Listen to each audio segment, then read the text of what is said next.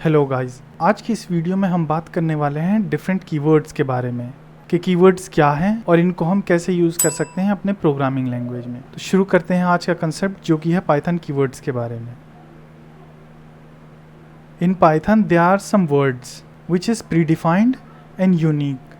For those we call it keywords. Every keyword has its own meaning and function. Python में हमारे पास कुछ words हैं जो कि प्रीडिफाइंड है और वो यूनिक हैं, उनको हम कीवर्ड्स कहते हैं। हर एक कीवर्ड का अपना एक मतलब है और उसका अपना एक फंक्शन है। We don't have to import any package for using predefined keywords in Python. We can use it whenever we want. Keywords को यूज़ करने के लिए हमें कोई भी पैकेज मॉड्यूल इम्पोर्ट नहीं करना पड़ता है। हम जब चाहें इनका यूज़ कर सकते हैं किसी भी स्क्रिप्ट में।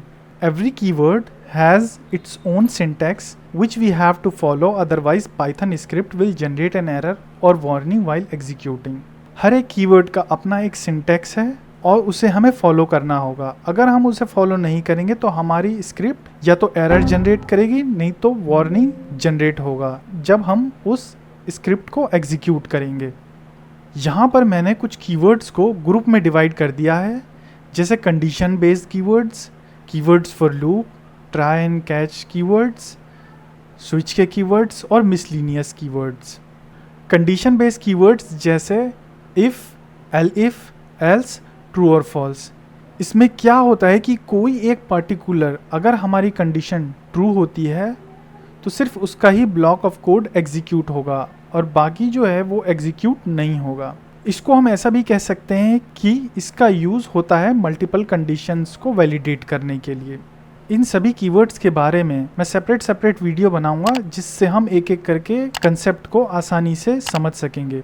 तो आपको घबराने की ज़रूरत नहीं है, बस थोड़ा बहुत डिस्कस कर लेते हैं कि चीज़ें किस तरह से काम करती हैं। यहाँ पर एक एग्जांपल है, इफ़ कंडीशन कॉलन उसके बाद करली ब्रैकेट।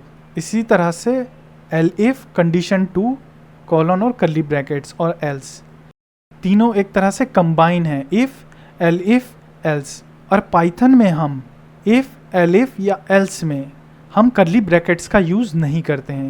ये करली ब्रैकेट्स का यूज़ सिर्फ मैंने आपको समझाने के लिए करा है कि इफ़ कंडीशन 1, अगर हमारी कंडीशन 1 यहाँ पर ट्रू होती है तो इसका जो ब्लॉक ऑफ कोड है, ये करली ब्रैकेट्स के अंदर वाला हमारा जो भी कोड होगा वो एग्जीक्यूट होगा। हालांकि हम करली ब्रैकेट्स का यूज़ नहीं करते हैं, ये सिर्फ मैंने समझाने के लिए लगाया है कि इस इफ़ के अंदर हमारी जो भी स्टेटमेंट होगी सिर्फ वही एग्जीक्यूट होगी। एल इफ़, अगर हमारी कंडीशन 1 फॉल्स हो जाती है तो हमारी जो स्क्रिप्ट का एग्जीक्यूशन है वो एल इफ़ पर जाएगा, फिर वो कंडीशन 2 चेक करेगा। अगर वो कंडीशन ट्रू होती है तो फिर इसके अंदर जो भी स्टेटमेंट होगी वो एग्जीक्यूट होगी। अगर ये हमारी कंडीशन 2 फॉल्स जाती है तो वो एल्स वाले पार्ट में जाएगा। अगर हमारी कंडीशन 1 ट्रू हो जाती है तो एल इफ और एल्स ये दोनों चेक नहीं होंगे, उसके बाद हमारा इसके बाद का कोड एग्जीक्यूट होगा। इसका हम प्रोग्राम करके देखेंगे तो हम डिटेल में समझेंगे। फिलहाल के लिए अभी हम इतना समझ लेते हैं कि इफ कंडीशन अगर ट्रू होगी तो ये वाला कोड एग्जीक्यूट होगा। अगर कंडीशन ट्रू नहीं होती है तो वो कंडीशन 2 को चेक करेगा। अगर कंडीशन 2 भी फॉल्स जाती है तो एल्स वाला पार्ट हमारा एग्जीक्यूट हो जाएगा। Loops based keywords. लूप का मतलब होता है किसी चीज़ को बार बार रिपीट करना। अगर हमें कभी भी पर्टिकुलर कोड को या स्टेटमेंट को बार बार एग्जीक्यूट करना है तो वहाँ पर हम लूप का यूज़ करते हैं। इसके लिए भी हमारे पास कीवर्ड है, जैसे for, while, etcetera. For loop का हम यूज़ करते हैं जैसे कि किसी एक वेरिएबल में हमारे पास बहुत सारी वैल्यू हैं और जितनी वैल्यू है उतनी ही बार हम उस लूप को एग्जीक्यूट कराना चाहते हैं, वहाँ पर हम फॉर लूप का यूज़ करते हैं।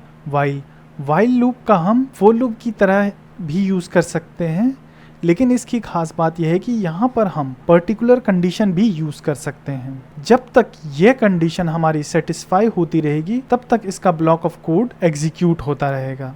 कंटिन्यू कीवर्ड का यूज़ उस ब्लॉक को फिर से यूज़ करने के लिए किया जाता है। मतलब अगर हमारा कोई पर्टिकुलर कंडीशन सेटिस्फाई होती है तो उस सिचुएशन में हम कंटिन्यू का यूज़ करते हैं तो वो ब्लॉक ऑफ कोड एग्जीक्यूट होना कंटिन्यू हो जाएगा, जिसको हम डिटेल में देखेंगे आने वाली वीडियोस में।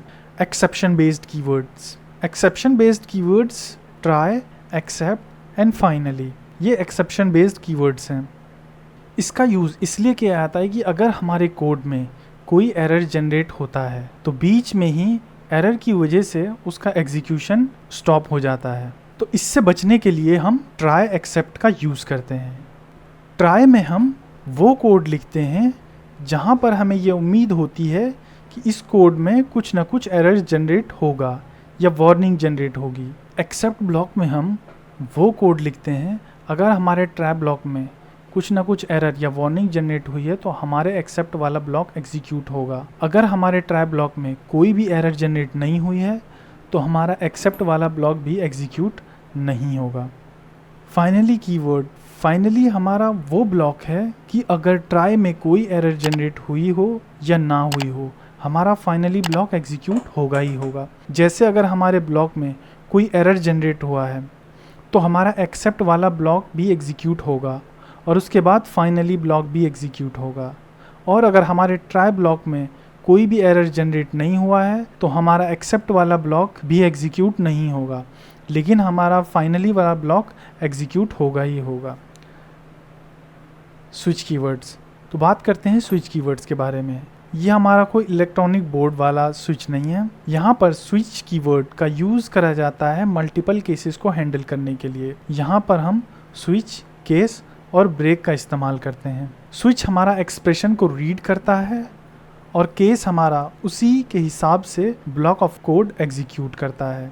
ब्रेक कीवर्ड हमारा ब्लॉक कोड से एग्जीक्यूशन को बाहर कर देता है, मतलब जहाँ पर ब्लॉक ख़त्म हो रहा है उसके बाद से हमारी स्क्रिप्ट एग्जीक्यूट होना कंटिन्यू हो जाती है। जैसे कि एग्जांपल के लिए, जैसे कि हमारा यहाँ पर एक स्विच है और एक ये वेरिएबल है।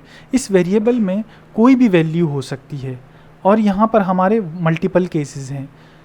तो जो भी वैल्यू हमारी इन केसेस के साथ मैच होगी उसका ब्लॉक एग्जीक्यूट होगा।